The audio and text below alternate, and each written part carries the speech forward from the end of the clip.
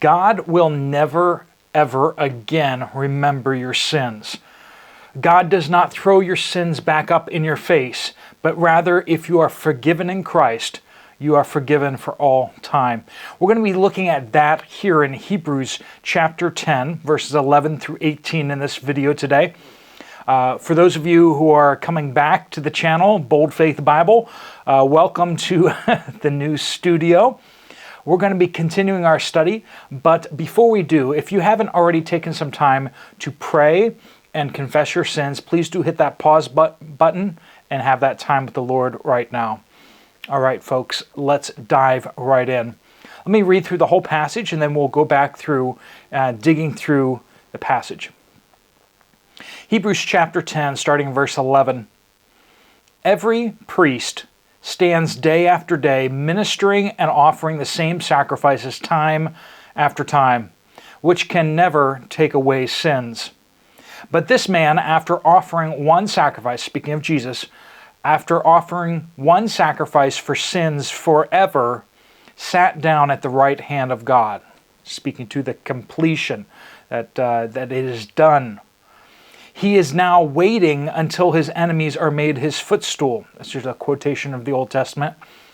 For by one offering he has perfected forever those who are sanctified. The Holy Spirit also testifies to us about this.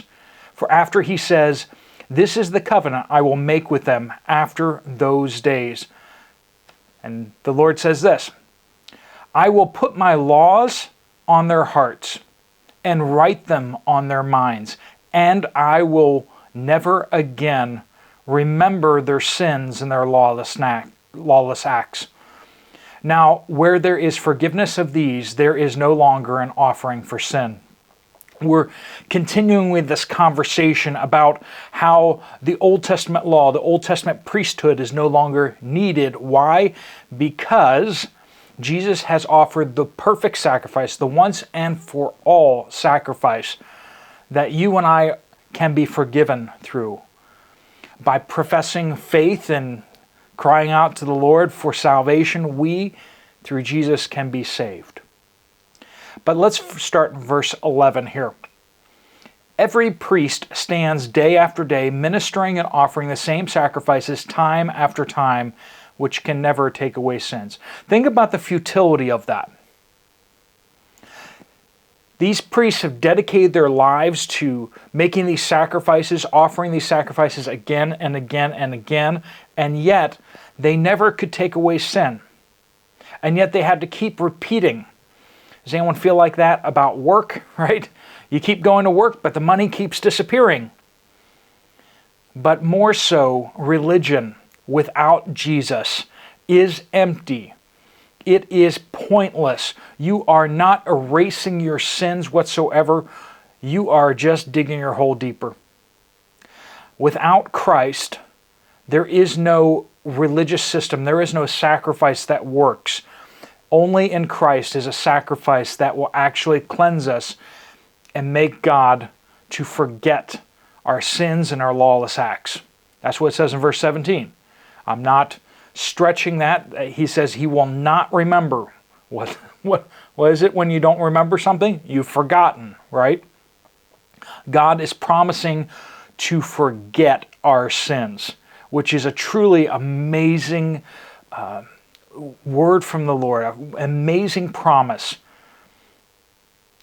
So we see the futility of world religion that is apart from Christ, us trying harder and harder, trying to earn salvation. Now, what does that look like for believers?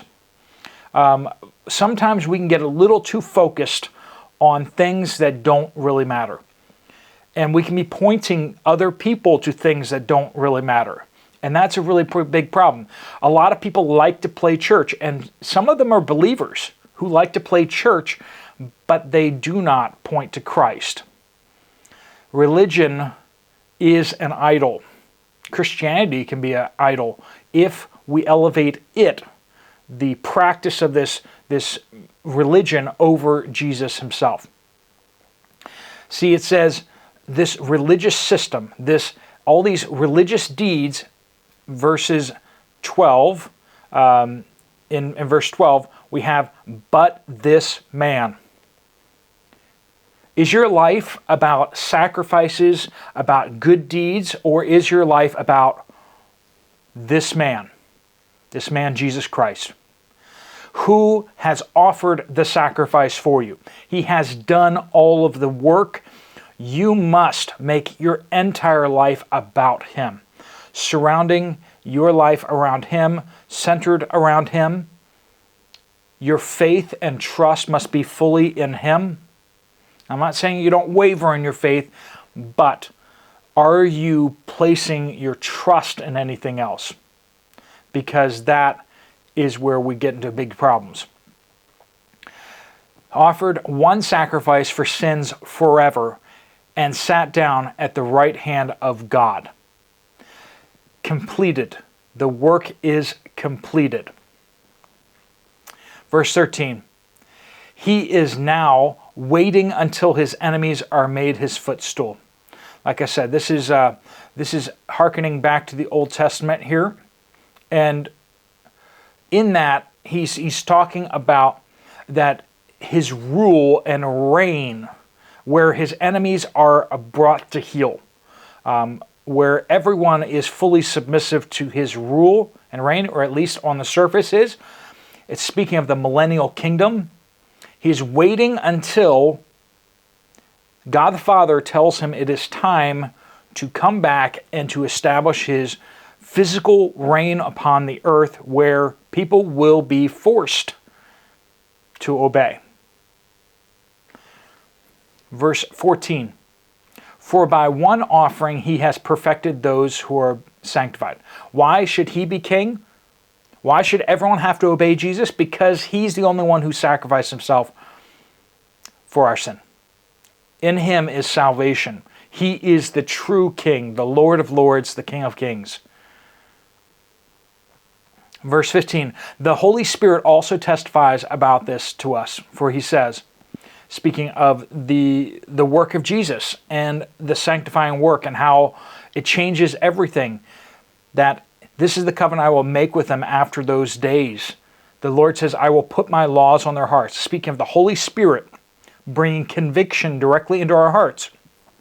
We know the law because we feel the guilt of when we violate it.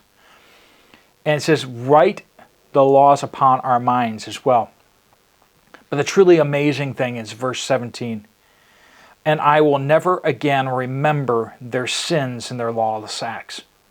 Now, we've spoken about this before in this Bible study, but just once again, let that just wash over you.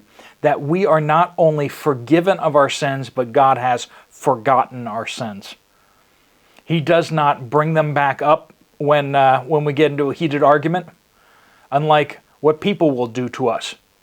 Rather, we rest completely and securely in relationship with God, and he, when he looks at us, only sees the righteousness of Christ. Only sees the righteousness of Christ. So verse 18, should we go back to doing sacrifices? Should we go back to the law? Should we go back to the Jewish system? Verse 18, now where there is forgiveness of these, there is no longer an offering for sin. These offerings that could not remove sin, why would we go back to them when the true offering has cleansed sin for all time? We are perfected not just from what we have done, but rather what we are doing and what we will do. Right? It says for all time. In verse 11, it says, offering the same sacrifices time after time. But, verse 14, for by one offering he is perfected temporarily? No, it says forever those who are sanctified. Those who are being sanctified? No, those who are sanctified. Those who are cleansed. He will remember our sins and our lawless acts no more. That is a truly amazing promise. Let me pray a prayer of blessing over you before you head out today. Lord God, I pray that you bless each and every one watching this video today, that you fill them with your Spirit, that we would be full of the joy of the Lord, knowing that we have been forgiven, that you are not lording it over us, our sins and our failings of the past, but rather you so graciously forgive and forget our sins in Christ. Lord, help us to walk worthy of this great gospel, this great grace, this great mercy that you have shown to us, that we would express our love in our obedience to Christ. Lord, we pray all these things in Jesus' powerful name. Amen. Thanks so much for joining with us. Please do hit that thumbs up button if you've liked the video. There are a couple other Bible studies right here on the screen. And thank you so much for watching. Let me know what you guys think of the set. And I will see you guys later. God bless you all.